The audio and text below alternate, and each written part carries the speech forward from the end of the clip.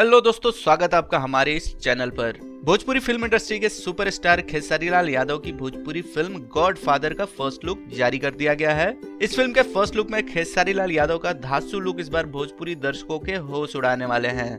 God father के first look में खेसारी लाल यादव पकी दाढ़ी और सफेद बाल में नजर आ रहे हैं। दोस्तों, खेसारी लाल यादव और Yamini Singh starrer Bhojpuri film God father का फर्स्ट लुक खेसारी लाल यादव के फैंस के साथ साथ सभी भोजपुरी दर्शकों को खूब पसंद आ रहे हैं। इस फिल्म में खेसारी लाल यादव एक अहम रोल में दिखेंगे और इस फिल्म की कहानी बहुत ही जबरदस्त है जिसे प्राण ने लिखी है।